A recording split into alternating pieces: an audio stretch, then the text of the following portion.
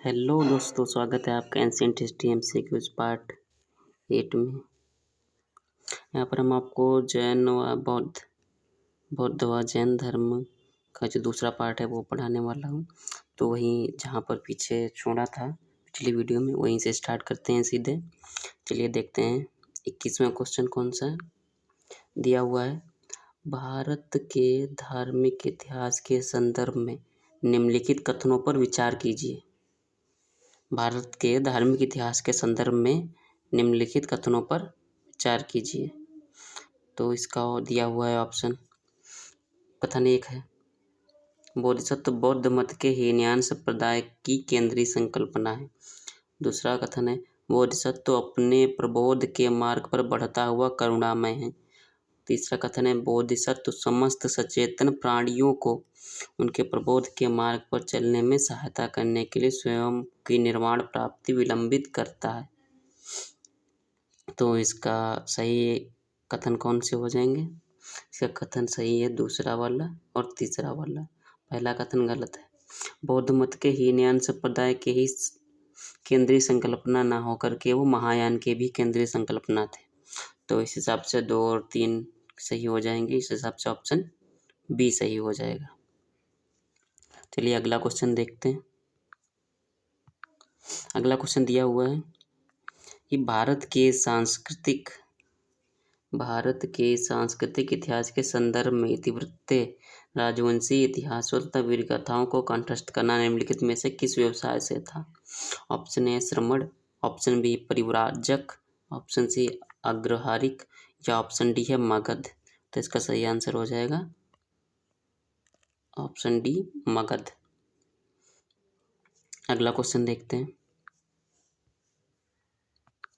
अगला क्वेश्चन दिया हुआ है, भगवान बुद्ध ने अपना पहला धर्मोपदेश कहाँ पर दिया था? धर्मोपदेश कौन सा? पहला धर्मोपदेश। इसका आंसर पहले ऑप्शन देख लेते हैं। ऑप्शन ए है उत्तर प्रदेश के सारनाथ में, ऑप्शन बी है बिहार के बोधगया में, ऑप्शन सी है बिहार के नालंदा में, या ऑप्शन डी उपरोक्त में से कोई नहीं। तो इसका सही आंसर हो जाएगा उत्तर प्रदेश के सारनाथ में। चलिए अगला क्वेश्चन देखते हैं। दिया हुआ है, निम्नलिखित में से कहाँ स्तूप नहीं है? ऑप्शन ए है धमेक, धमेक में भी स्तूप है। ऑप्शन बी है रांची, ऑप्शन सी है सांची, ऑप्शन डी है भरूच। धमेक में स्तूप है, सांची का भी स्तूप है और भरूच का भी स्तूप है। यहाँ पर जिस स्थान में स्तूप नहीं है उसका आंसर है रांची, जो झारखंड की राजधानी है रांची। ये इसका सही आंसर हो जाएगा। अगला क्वेश्चन देखते हैं 25 नंबर। दिया हुआ है, गौतम बुद्ध का जन्म स्थान किसके द्वारा अंकित किया जाता है? जन्म स्थान, जन्म का प्रतीक नहीं, जन्म स्थान। ऑप्शन ए पीपल वृक्ष के द्वारा, ऑप्शन बी है बौद्ध मठ के द्वारा, ऑप्शन सी है अशोक मौर्य का रुक्मिणीदेयी स्तंभलेख, ऑप्शन डी है मूर्ति द्वारा। इसका सही आंसर हो जाएगा अशोक मौर्य का रुक्मिणीदेयी अभिलेख। अशोक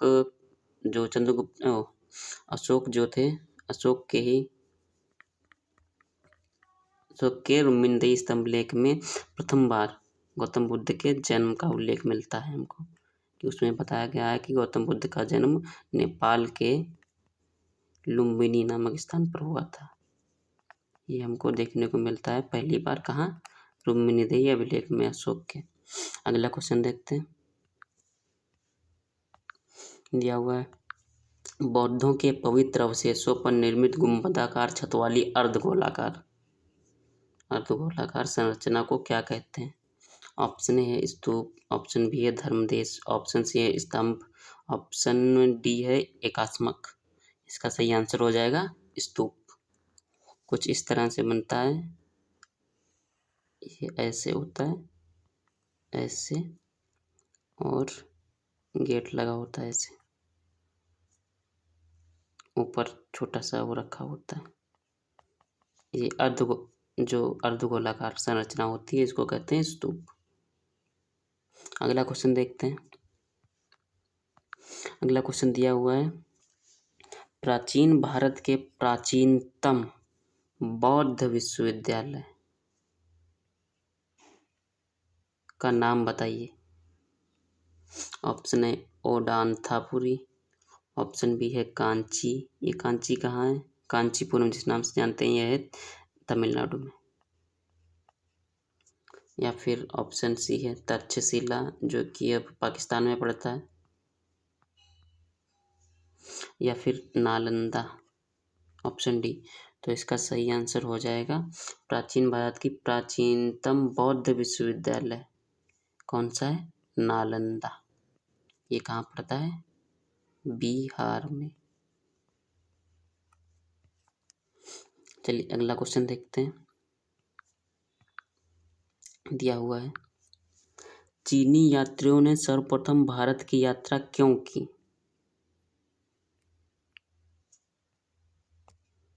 ऑप्शन ए, उन्हें बौद्ध धर्म में रुचि थी। ऑप्शन बी, उन्होंने भारतीय राजाओं में आमंत्रित किया था, उन्हें भारतीय राजाओं ने आमंत्रित किया था, राजाओं ने आमंत्रित किया था। ऑप्शन सी है, उन्हें भारतीय संस्कृति का अध्ययन करने में रुचि थी। ऑप्शन डी, उन्हें भारत में रहने की इच्छा थी। तो इसका सही आंसर हो जाएगा, उन्हें बौद्ध धर्म में रुचि थी। बौद्ध धर्म फैलते फैलते चीन तक पहुंच गया था, तो उसी धर्म के अध्ययन के लिए चीनी यात्री भारत आए थे, जिनमें से एक चीनी यात्री थे फाहियान, चीनी यात्री थे फाहियान,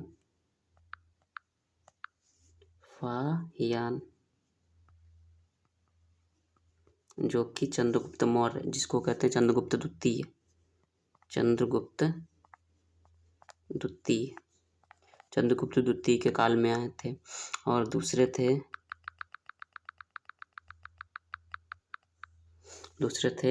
वेनसोंग, जो कि हर्षवर्धन, हर्ष के काल में भारत आए थे।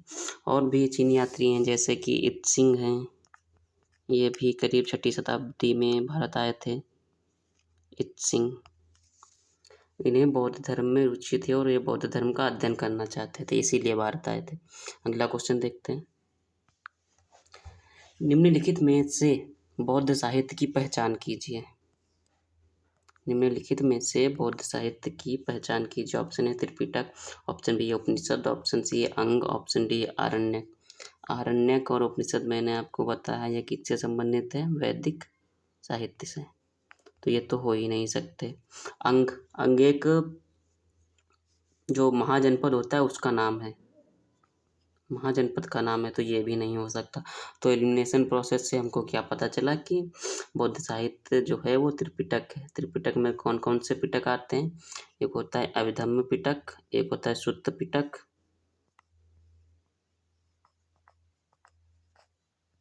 अभिधम्म पिटक और सुत्त पिटक।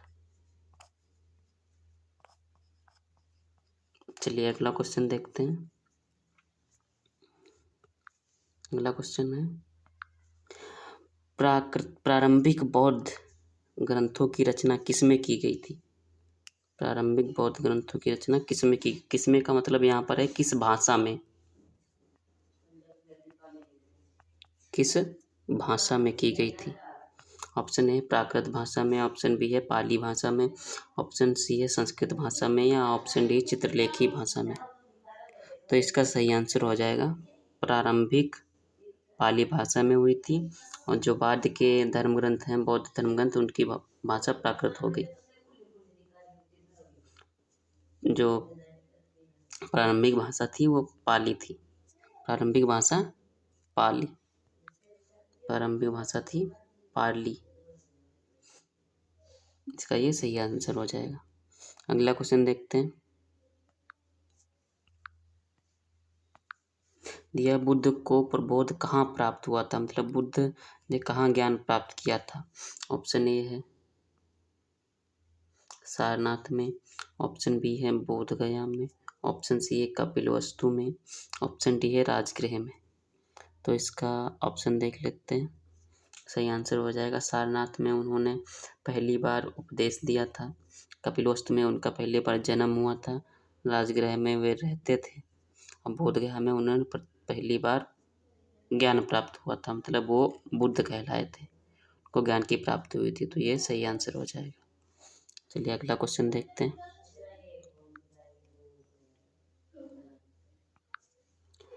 बौद्ध धर्म निम्नलिखित में से किन मतों पर विश्वास करता है? बौद्ध धर्म निम्नलिखित में से किन मतों पर विश्वास करता है? ऑप्शन ए, दुनिया दुखों से भरी है, ये सही है। ऑप्शन दो, कथन दो, लोगों को दुख उनकी इच्छाओं के कारण होते हैं, ये भी सही है। यदि इच्छाओं पर काबू पा लिया जाए तो निर्वाण मिल जाएगा, ये भी सही है। ईश्वर और आत्मा के अस्तित्व को स्वीकार करना चाहिए, ये गलत है। तो इसमें से सही आंसर क्या हो जाएगा? 1, 2 और 3 वाला जो होगा, 1, 2 और 3 वाला ऑप्शन सी सही हो जाएगा इसका। दुनिया दुख से भरी है, यह बौद्ध धर्म का एक सिद्धांत है, और इच्छाओं का त्याग करना चाहिए, ये भी बौद्ध धर्म का एक सिद्धांत है। और यदि इच्छाओं पर काबू पा लिया गया तो निर्वाण मिल जाएगा, ये भी सिद्धांत है बौद्ध धर्म का। लेकिन बौद्ध धर्म में आत्मा और ईश्वर के अस्तित्व को नहीं माना गया है। चलिए अगला क्वेश्चन देखते हैं।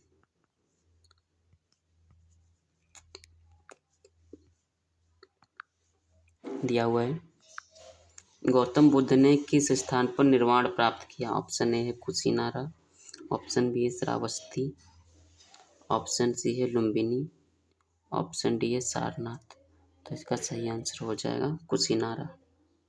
कुशीनारा जिसको हम कहते हैं कुशीनगर। कुशीनगर ये कहाँ है? यह है यूपी में, उत्तर प्रदेश में, कुशीनगर में। निर्माण प्राप्ति मतलब जहाँ पर उनकी मृत्यु हुई थी, निर्माण को प्राप्त हुए थे वो, इसी को कहते हैं कुशीनारा। चलिए अगला क्वेश्चन देखते हैं।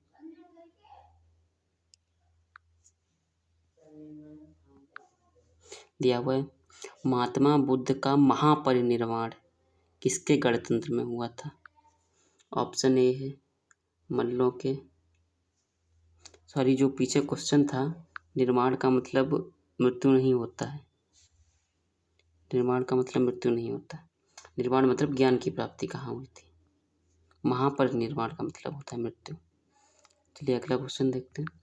महात्मा बुद्ध को महापरिनिर्वाण किसके गणतंत्र में प्राप्त हुआ था? ऑप्शन है मल्लों के, ऑप्शन बी है लिच्छवियों के, ऑप्शन सी है शाक्यों के, ऑप्शन डी है पालों के। इसका सही आंसर हो जाएगा मल्लों के। मल्लगढ़ राज्य में महात्मा बुद्ध को महापरिनिर्वाण मतलब मृत्यु हुई थी। अगला क्वेश्चन देखते हैं। दिया हुआ है, महापरिनिर्वाण मंदिर अवस्थित है, महापरिनिर्वाण मंदिर अवस्थित है। ऑप्शन ए है कुशीनगर में, ऑप्शन बी है सारनाथ में, ऑप्शन सी है बोधगया में, ऑप्शन डी है श्रावस्ती में। तो इसका सही आंसर हो जाएगा कुशीनगर में। अगला क्वेश्चन देखते हैं। बुद्ध द्वारा रूपांतरित निम्न व्यक्तियों में से कौन सा अंतिम था? रूपांतरित मतलब जिनको शिक्षा दी गई थी, शिक्षित, तो द्वारा शिक्षित। निम्न व्यक्तियों में से कौन सा अंतिम था? Option A Anand, option B Vasumitra, option C है गोसाल, ऑप्शन डी है सुमद। इसका सही आंसर हो जाएगा सुमद। अगला क्वेश्चन देखते हैं। महात्मा बुद्ध ने अपना पहला धर्म चक्र प्रवर्तन, ये जो पहला जो उन्होंने सर्वप्रथम अपना सिद्धांत दिया था, मतलब सबसे पहले उन्होंने जो धर्म चक्र प्रवर्तन का सिद्धांत दिया था वो कहाँ पर दिया था, किस स्थान पर दिया था? ऑप्शन ए है लुम्बिनी में, ऑप्शन बी है सारनाथ में, ऑप्शन सी है पाटलिपुत्र में, ऑप्शन डी है वैशाली में। तो इसका सही आंसर हो जाएगा सारनाथ में। धर्मचक्र प्रवर्तन को कहते हैं प्रथम उपदेश, प्रथम उपदेश।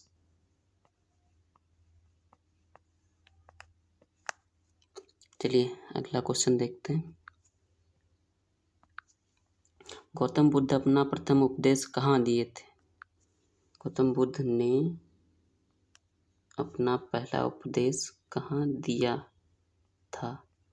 तो ऑप्शन है वैशाली में, ऑप्शन बी है कौशाम्बी में, ऑप्शन सी है सारनाथ में, ऑप्शन डी है पावापुरी में। तो इसका सही आंसर हो जाएगा सारनाथ में। चलिए अगला क्वेश्चन देखते हैं। बुद्ध कौशाम्बी किसके राज्यकाल में आए थे? ऑप्शन ए है सातवाहनिक, ऑप्शन बी है उदयन, ऑप्शन सी है बोधि, ऑप्शन डी है नीचच्छु। तो इसका सही आंसर हो जाएगा उदयन। अगला क्वेश्चन देखते हैं। दिया हुआ है कनिष्क के शासनकाल में बौद्ध सभा किस नगर में आयोजित की गई थी? ऑप्शन ए है मगध में, ऑप्शन बी है पाटलिपुत्र में, ऑप्शन सी है कश्मीर में, ऑप्शन डी है राजगृह में। तो इसका सही आंसर हो जाएगा कश्मीर में। कनिष्क के शासनकाल में कुंडलवन, जो कि कश्मीर में पड़ता है, वहाँ बौद्ध सभा आयोजित की गई थी। मगध कहाँ पड़ता है? बिहार में। पाटलिपुत्र पटना बिहार में। राजगीर, इसको राजगीर कहते हैं, ये भी बिहार में पड़ता है। तो आज के लिए इतना ही। अगर वीडियो अच्छा लगा हो तो लाइक करें, शेयर करें, और वीडियो देखने के लिए थैंक्स। वीडियो अगर अच्छा लगा हो तो लाइक करें, शेयर करें और कमेंट करना ना भूलें। धन्यवाद। फिर मिलते हैं एक और नई वीडियो के साथ। धन्यवाद।